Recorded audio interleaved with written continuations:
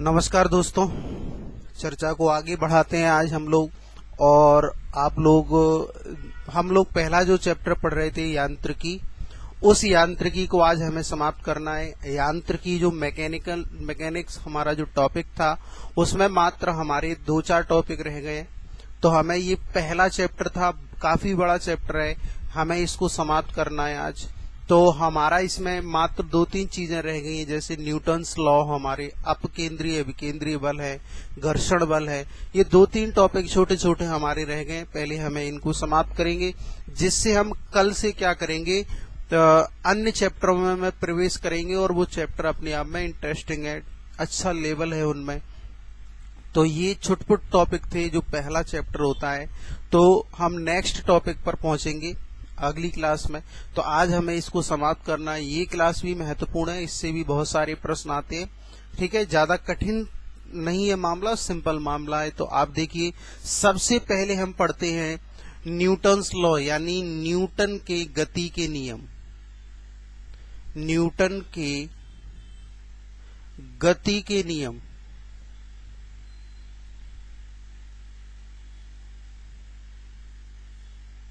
Newton के गति के नियम। अब अगर हम बात करें कि न्यूटन के गति के नियम क्या हैं, तो आप जानते हैं फिजिक्स के पिता, फादर ऑफ फिजिक्स किसे कहा जाता है? न्यूटन को कहा जाता है। और इन्होंने फिजिक्स में बहुत सारी अपनी अवधारणाएं दी, जिसके माध्यम से आज हम फिजिक्स में इनके बहुत सारे कंसेप्ट को पढ़ते हैं। न्यूटन साहब ने 1687 में 1687 में इनकी एक पुस्तक आई थी, प्रिंसिपिया।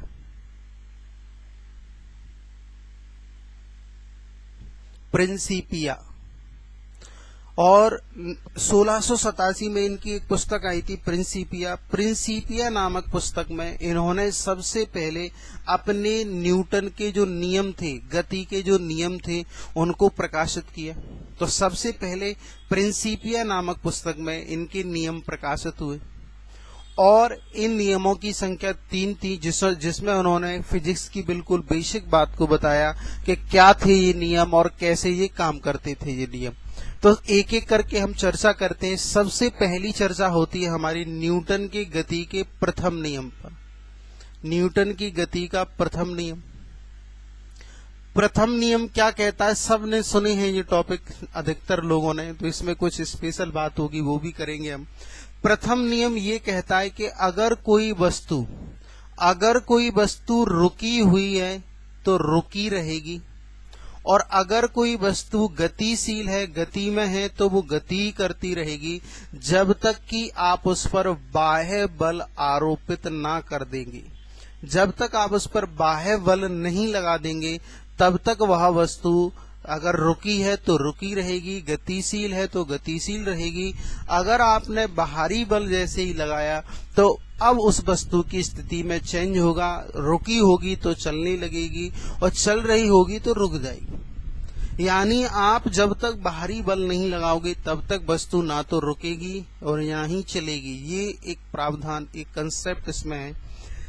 जैसे आप देखिए, न्यूटन साहब क्या कहना चाह रहे हैं कि जैसे कोई वस्तु हम ऐसे रख दें, अब ये वस्तु कब तक रखी रहेगी यहाँ? जब तक कि हम बाहरी बल ना लगा दें, और बाहरी बल जैसे ही लगाएंगे तो ये अपनी स्थिति बदलेगी।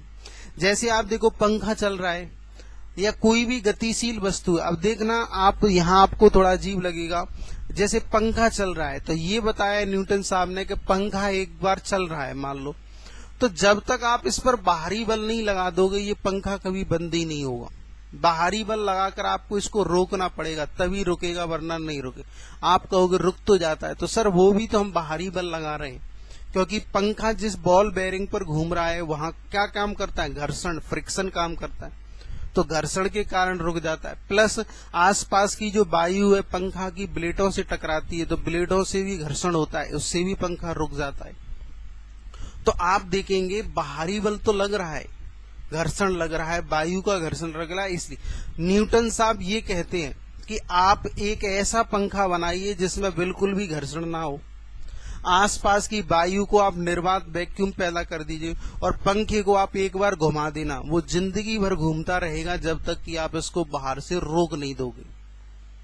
यानी न्यूटन साहब का ये जो कार्य है, ये जो बात है, वो सर बल की परिभाषा को बताती है। क्योंकि आप जानते हैं जो फोर्स है, जो बल है, बल की परिभाषा भी तो यही कहती है। बल वह भौतिक राशि है जो किसी वस्तु की स्थिति में परिवर्तन करती है।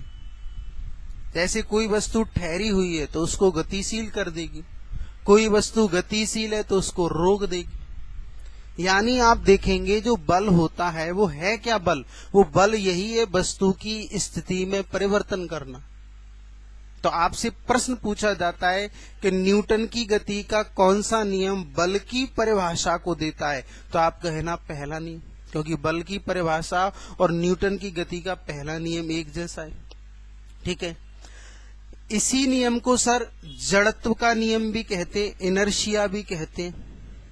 प्रश्न आएगा जड़त्व का नियम किसे कहते हैं? न्यूटन की गति के पहले नियम को। क्यों कहते हैं जड़त्व का नियम? क्योंकि आप जानते हैं जड़त्व क्या होता है, इनर्शिया क्या होता है। पहले तो इनर्शिया समझिए, तब जड़त्व के नियम पर आप पहुंच पाएंगे। तो जड़त्व का नियम क्या है? तो आप जानते हैं जड़त्व का अर्थ होता है, इनर्शिया का अर्थ होता है कि किसी वस्तु द्वारा अपने आप में परिवर्तन का विरोध करना। कोई भी वस्तु अपने आप में होने वाले परिवर्तन का क्या करती है? विरोध।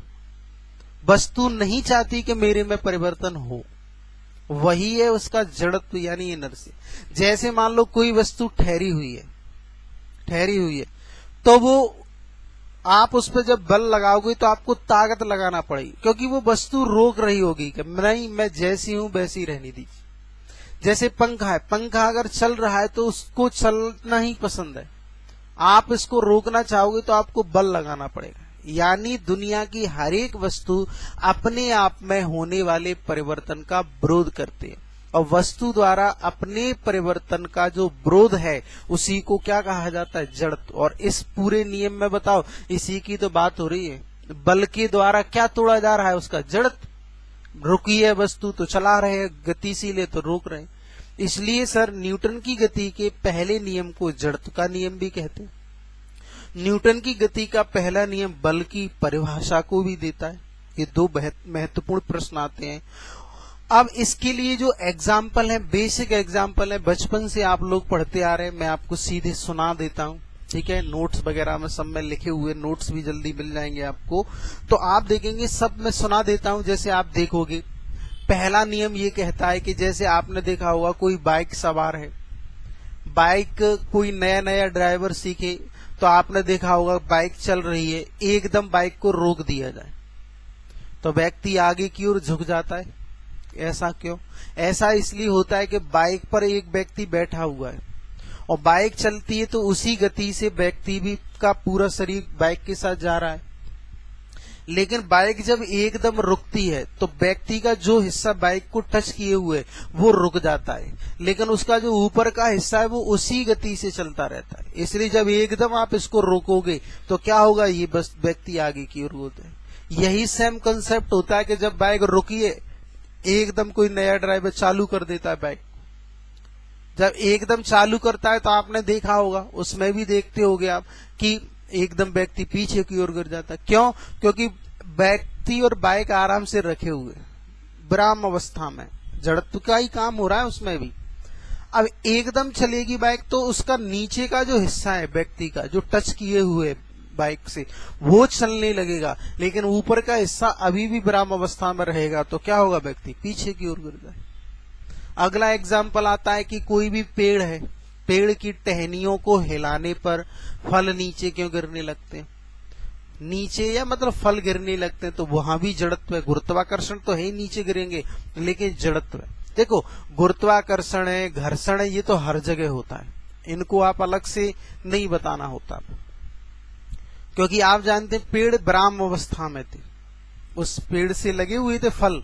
अब आपने बाहरी बल लगाया तो उनकी स्थिति क्या होगी? चेंज होगी। ऐसे धूल, कंबल है, कंबल में हम क्या देते हैं? डंडे से अगर कंबल को पीट दें तो धूल के कण उड़ने लगते हैं, वो भी क्या है, यही पहला नियम। सब में लगाना है न्यूटन की गति का पहला नियम। क्यों? क्योंकि धूल के कण विराम अवस्था में से आपने बाहरी बल लगाया तो क्या हुआ, बाहरी बल लगाने पर उनमें गति आ गई। तो ये सारे जो एग्जाम्पल हैं ये सिंपल से एग्जाम्पल हैं, और इसमें आप देखेंगे सिंपल से एग्जाम्पल हैं ये आपके, जो आपको और भी बहुत सारे एग्जाम्पल हैं जिनको आप सीधे याद करना, इनमें हम समय खराब नहीं करते। दूसरा नियम समझिए, न्यूटन की गति का सेकंड लॉ।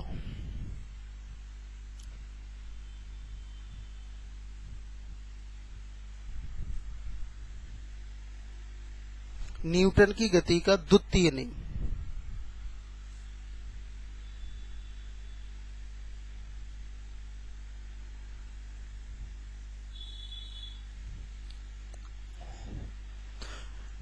न्यूटन की गति का द्वितीय नियम क्या कहता है? न्यूटन की गति का द्वितीय नियम, बिल्कुल परिभाषाएं भी याद कीजिए आप। न्यूटन की गति का द्वितीय नियम ये कहता है कि किसी वस्तु का संवेग उस पर आरोपित बल के समानुपाती होता है। किसी वस्तु का संवेग उस वस्तु पर आरोपित बल के समान होता है, यानी संवेग और बल समान होता है। अब आप देखेंगे कि आपको बल तो पता है लेकिन संवेग का नहीं पता चल रहा, ठीक है। संवेग क्या होता है? संवेग होता है किसी वस्तु का द्रव्यमान और उसके त्वरण के गुणनफल को ही संवेग कहा जाता है, मोमेंटम। जैसे आप देखिए किसी वस्तु का संवेग का मतलब क्या होता है, जैसे एक ट्रक चल रहा है सर, गाड़ी, एक ट्रक है वो सड़क पे चल रहा है। आपने देखा होगा कि ट्रक जब चलेगा तो आप देखोगे चलेगा फिर रुकेगा, चलेगा रुकेगा, स्पीड कम होगी ज्यादा होगी। क्यों होगी? क्योंकि आप सड़क पर चल रहे हैं, एक ही स्पीड से तो चल नहीं सकते। जब आप जानते हैं कि जब कोई वस्तु चलती है तो वेग होता है, वेलोसिटी, ये चीजें अपने आप सीख जाएंगे हम। जब कोई वस्तु चलती है तो उसमें वेग होता है, लेकिन जब वेग में परिवर्तन होता है तो उसी से क्या बन जाता है? त्वरण, एक्सेलरेशन। तो आप ये बताओ, जब कोई ट्रक चल रहा होगा तो ट्रक एक ही वेग से चल रहा होगा, वेग में चेंज हो रहा होगा, और वेग में चेंज होगा तो क्या होगा? वो त्वरण। अब ट्रक कितना बड़ा वाहन है, उसका केवल त्वरण से ही काम नहीं चलेगा, उसका द्रव्यमान भी देखा जाएगा कि कितने द्रव्यमान। मान लो त्वरण आपका कोई फिक्स है, 2 मीटर पर सेकंड है, ठीक है। मैं इसी स्पीड से 2 मीटर पर सेकंड की स्पीड से साइकिल चलाऊं तो उसका भी वेग आप देखोगे समान है, लेकिन आप देखोगे यहां बल अलग अलग रहेगा। क्यों? क्योंकि आप देखोगे कि ट्रक का द्रव्यमान ज्यादा है, साइकिल का द्रव्यमान बहुत कम है। देखोगे आप वेग भले ही दोनों का, त्वरण दोनों का भले ही समान हो। यानी आप एक बेसिक कंसेप्ट समझिए कि संवेग का अर्थ होता है केवल गति नहीं, किसी वस्तु के द्रव्यमान पर भी नजर रखी जाए। और जब किसी वस्तु के, अलग से भी पढ़ाऊंगा संवेग, क्योंकि मुझे भौतिक राशि आपको अलग से भी पढ़ाना है, एमएलटीस, विमीय सूत्र, ये अलग से पढ़ाऊंगा, बिल्कुल याद है मुझे। तो आप देखेंगे किसी वस्तु का जो द्रव्यमान है उसको त्वरण के साथ भी देखा जाता है, और जब किसी वस्तु का अध्ययन हम उसके त्वरण और द्रव्यमान को ध्यान में रखते हुए करते हैं तब उसे संवेग कहा जाता है, ठीक है। तो आप देखेंगे किसी वस्तु का संवेग जो होता है, यानी उसके त्वरण किस स्पीड से चल रहा है, उसका द्रव्यमान किसके बराबर होता है? बल के बराबर, ठीक है।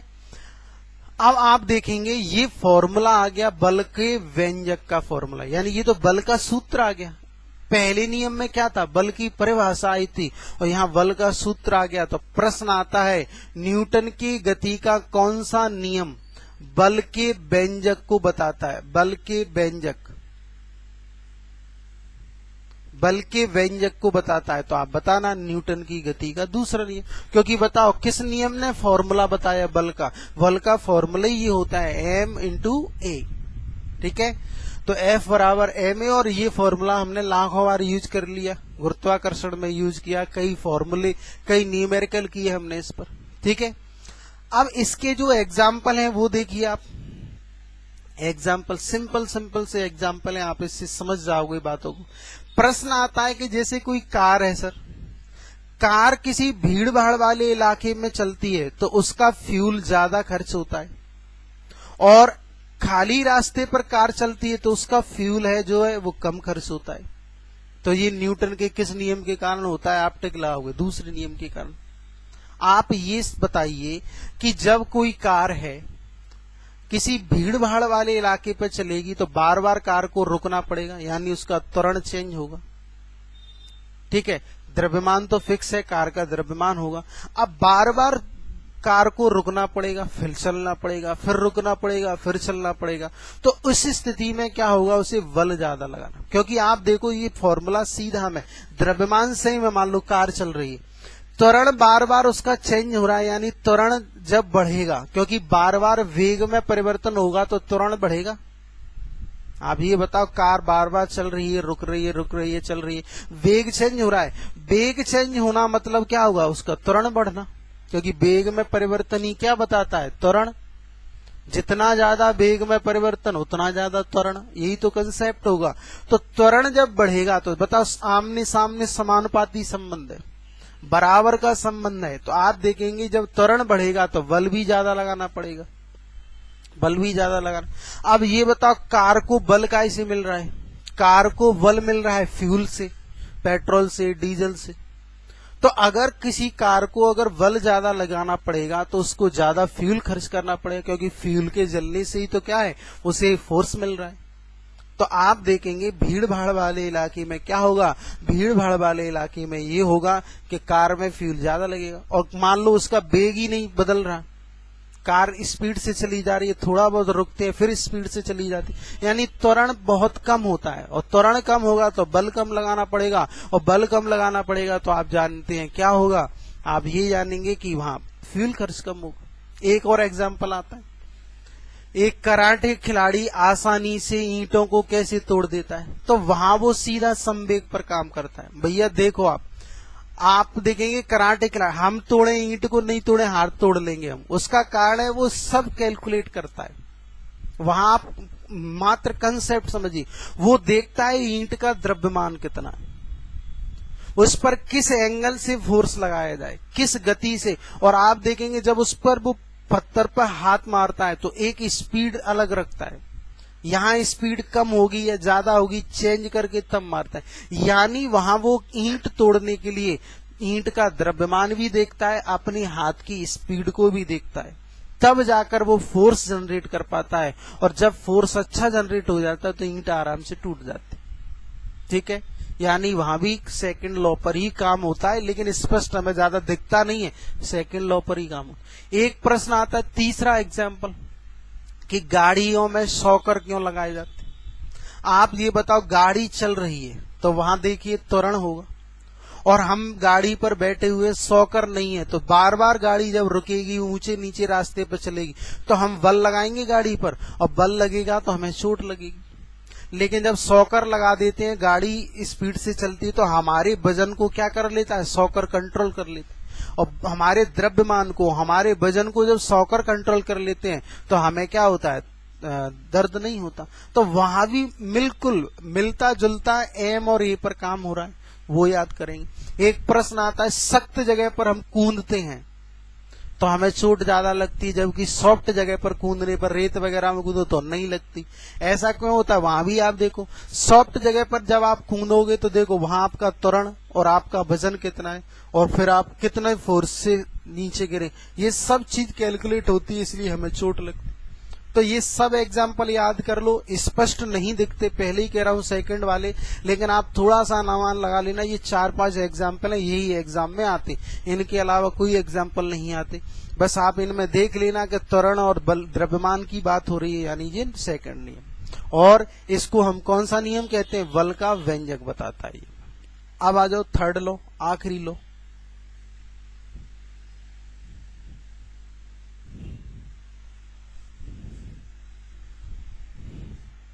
थर्ड लॉ देखिए आप, न्यूटन की गति का तृतीय नियम। ये सिंपल है, सब जानते हैं, बचपन से हमें एक ही नियम तो याद है, वो यही है, प्रत्येक क्रिया के बराबर और विपरीत प्रतिक्रिया होती है। आप कोई भी क्रिया कीजिए, उस क्रिया के बराबर और विपरीत प्रतिक्रिया रिएक्शन होती है, इसके बारे में बताया गया है। ये नियम फिजिक्स में हर जगह लगता है, आप देखेंगे अपने आप छुपा होता है ये। आप कोई क्रिया करो, उसके बराबर उतनी ही क्या होगी, प्रतिक्रिया होगी। उसे हम क्रिया के बराबर क्या कहेंगे, प्रतिक्रिया बल कहेंगे। समझ पाए? जैसे आप किसी से गाली दे दो, वो भी तुम्हें गाली दे देगा। आपने 3-4 गाली और बढ़ा दी, वो आपको मारने लगेगा। आप जो क्रिया करो वो प्रतिक्रिया।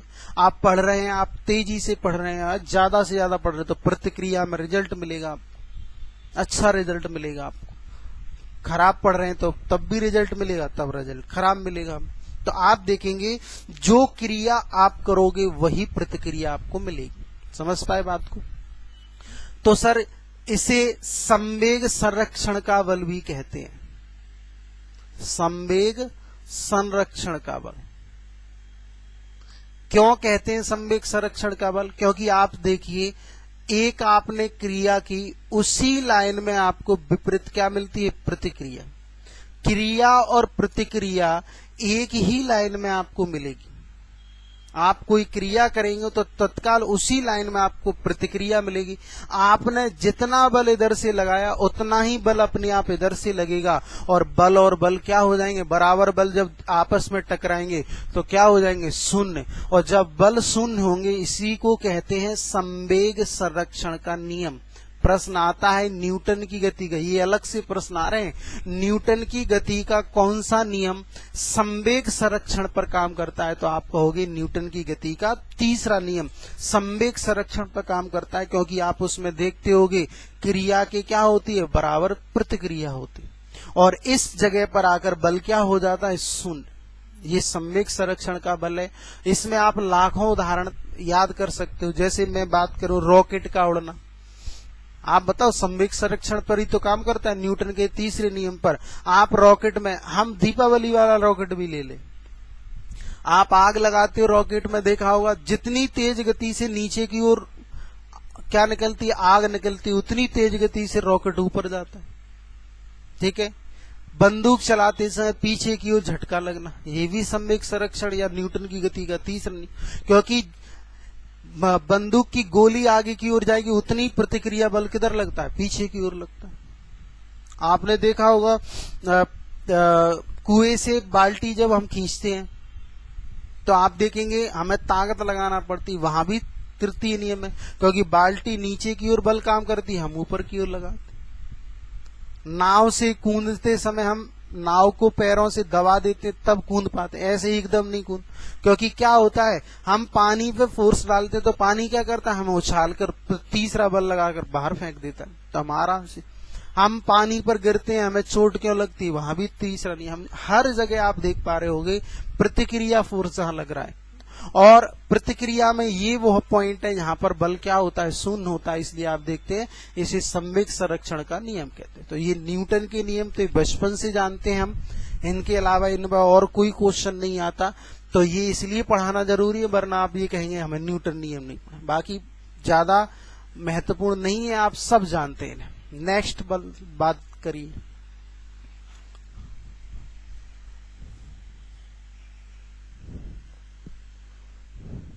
अगली बात करते हैं हम, एक मिनट।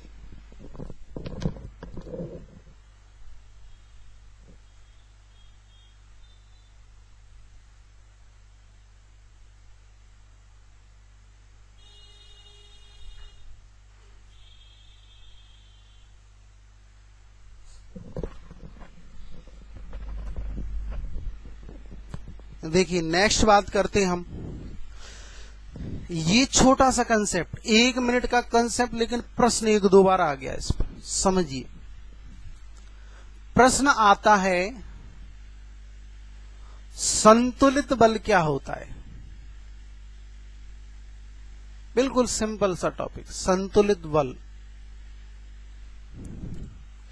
तो समझिए संतुलित बल क्या होता है। तो संतुलित बल का अर्थ होता है जैसे कोई वस्तु है, समझना, इस वस्तु पर हम एक से ज्यादा बल आरोपित करें।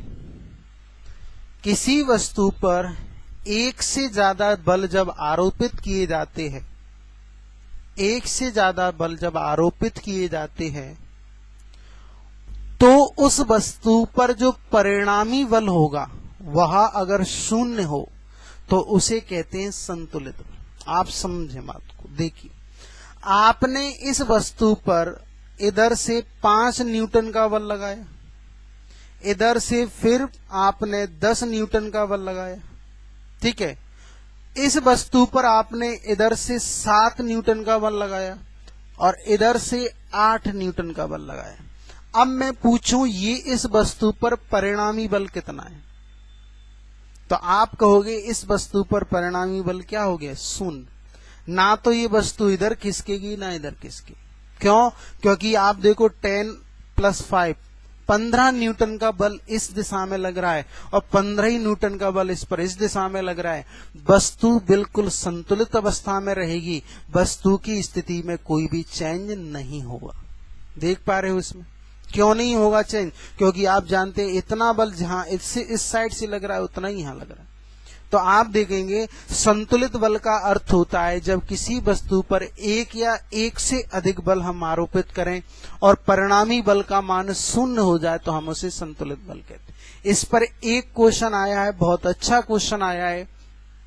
प्रश्न ये आया है कि किसी वस्तु को संतुलन की स्थिति में रखने के लिए, ध्यान से समझना सर, किसी वस्तु को संतुलन की स्थिति में रखने के लिए उस पर कम से कम कितने बल आरोपित करें हम। किसी वस्तु को आपको संतुलित में रखना है तो कम से कम बताओ। अधिक से अधिक तो आप 8 इधर से लगा दो, 8 उधर से लगा दो। कम से कम कितने बल लगाना पड़ेगा आपको? ऑप्शन सुनिए। ऑप्शन है, पहला ऑप्शन है कम से कम 1 बल लगाएं हम। दूसरा ऑप्शन है कम से कम 2, कम से कम 3, कम से कम 4। कमेंट कीजिए। कमेंट आना बिल्कुल बंद हो गया आप लोगों के। कमेंट कीजिए कम से कम कितने बल लगाएं हम कि आप देख पाओगे कि वस्तु कैसी रहे, संतुलित अवस्था में रहे। तो कमेंट करके बताइए कम से कम कितना बल लगाएं हम। एक वस्तु को आपको संतुलित रखना है, इसको इधर उधर नहीं जाना, तो उस पर कम से कम कितना बल लगा सकते हैं? तो आप कुछ नहीं है, ऑप्शन से वेरीफाई कीजिए। सबसे कम बल कौन सा है? ये है। तो आप ये बताओ, जैसे ये वस्तु है, इस वस्तु पर अगर मैं केवल 1 बल लगाऊंगा ये कभी संतुलित रह सकती है?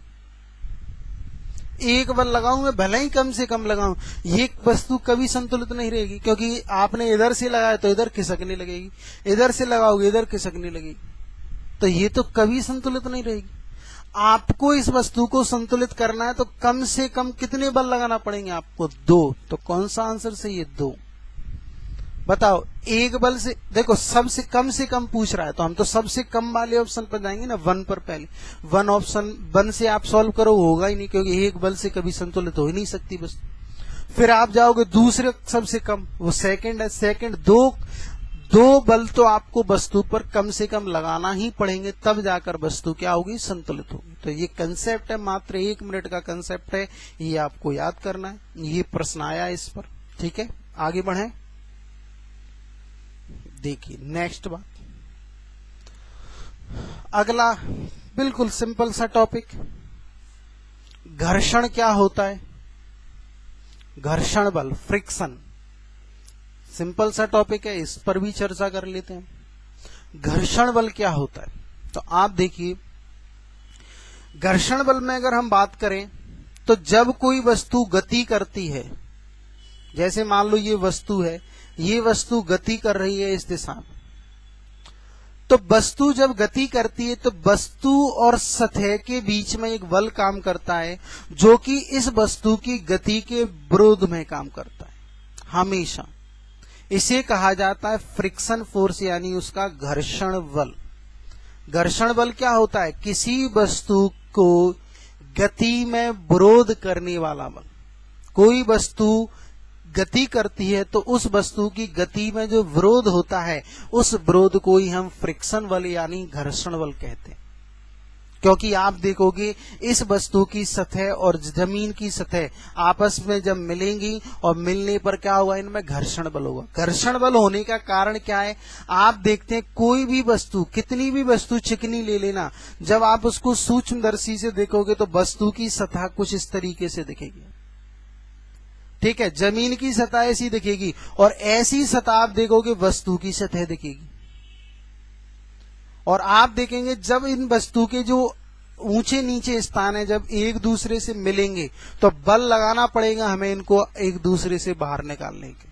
तो यही इन्हीं सतहों के, खुरदरी सतहों के कारण ही आप देखोगे घर्षण बल बनता है। जानते हैं, कोई अजीब बल नहीं। तो किसी वस्तु की गति के कारण जो बल लगाना पड़ता है उसी को हम क्या कहते हैं, उसी को हम घर्षण बल कहते हैं, उसी को हम फ्रिक्शन कहते हैं। और फ्रिक्शन पर अगर हम बात करें, घर्षण बल जो होता है वो 3 प्रकार का होता है। आप देखिए, समझिए बात को। घर्षण बल कितने प्रकार का होता है? 3 प्रकार का। पहला है स्थैतिक घर्षण बल,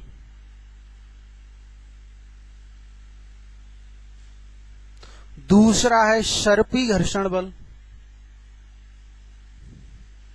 तीसरा है लोटनिक घर्षण बल। लोटनिक घर्षण बल, स्थैतिक, सर्पी और लोटनिक घर्षण बल। अब आप देखिए स्थैतिक घर्षण बल क्या होता है।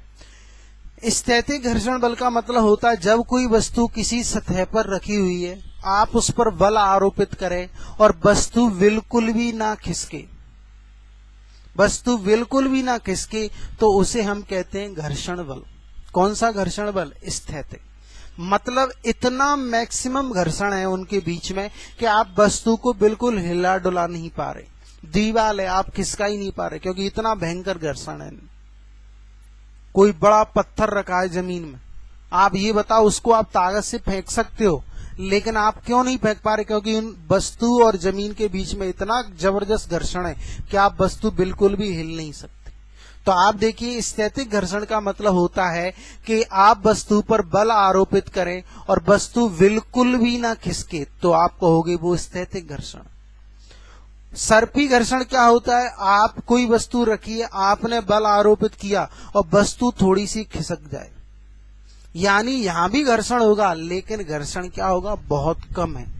और घर्षण कम है तो आप देखोगे वस्तु खिसक जाएगी। तो आप देख पा रहे होगे कि जब किसी वस्तु पर हम बल आरोपित करते हैं और बल आरोपित करने के बाद वस्तु में गति हो जाए, और वस्तु में जब गति होगी तो उसको हम क्या कहेंगे? उसे हम कहेंगे कौन सा बल? उसे हम कहेंगे सर्पी घर्षण।